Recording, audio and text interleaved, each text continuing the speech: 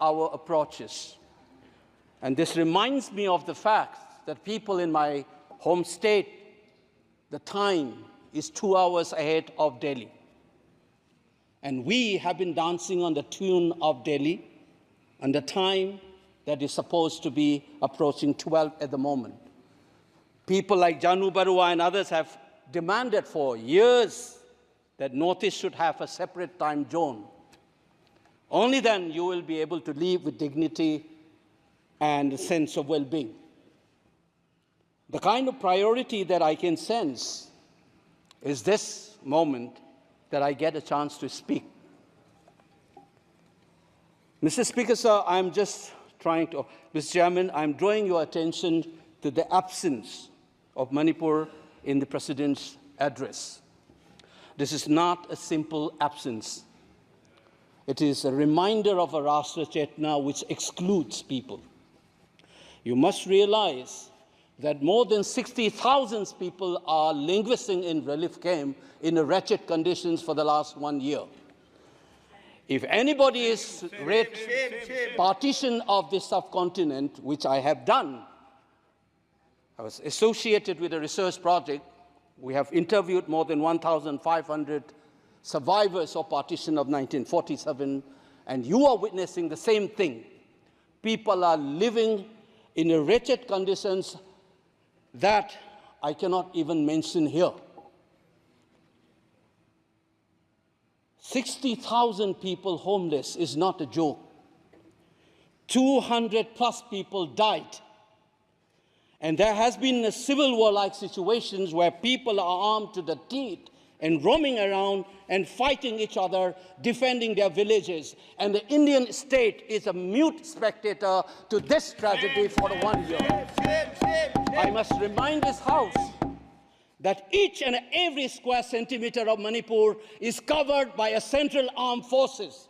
It is one of the most militarized areas in this country where you have more armed policemen than the civil police, besides the armed forces of the Union. Despite this, how is that 60,000 people were rendered homeless and villages in thousands were destroyed? And yet, our Prime Minister remained mute, not even a word. And the presidential address did not even mention that. Shame, shame, shame, shame, shame. And I said that this silence is not normal. It is a reminder of the fact which many scholars have said, that there is a continuity between colonial and the post-colonial period. Today we are observing a day where we begin a new criminal laws, seemingly discarding the colonial heritage.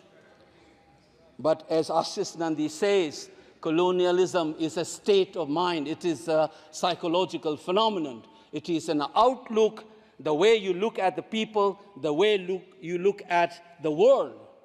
And the fact that this continuity is shown by neglecting the tragedy of a state, which is the 19th state of the Union.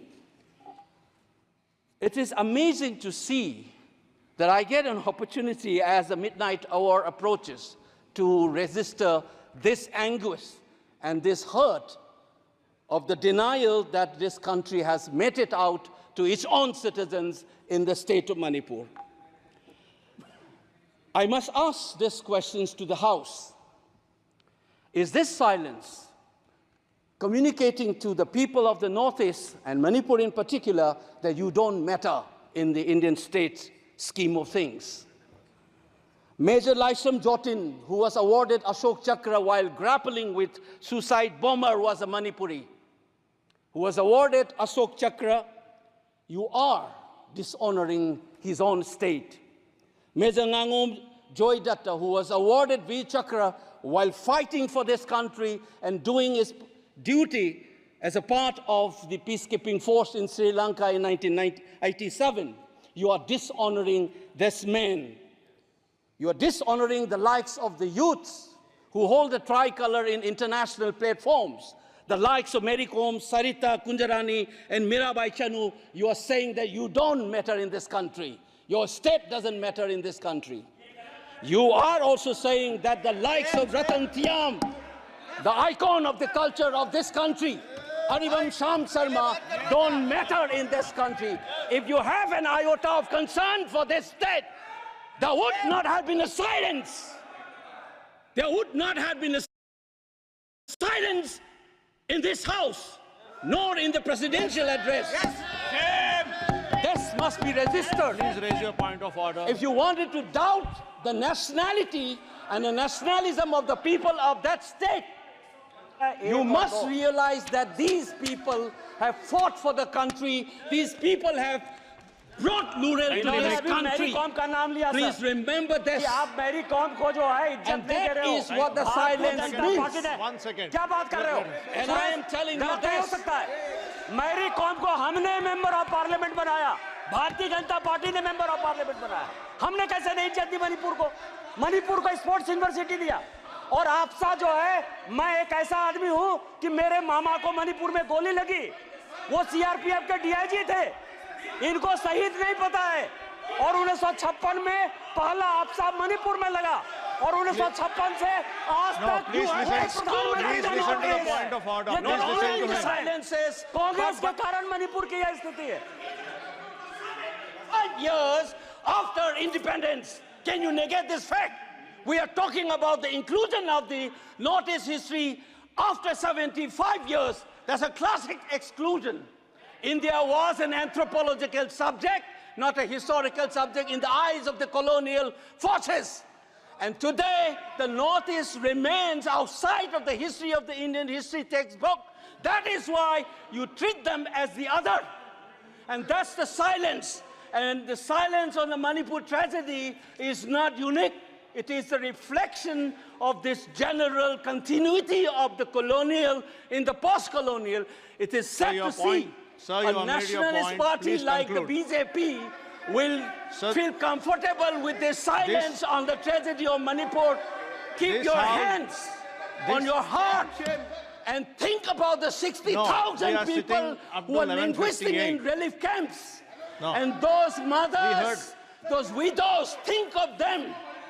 And then you talk about nationalism. Point is made. He made Only his point. then we will understand what this tragedy means.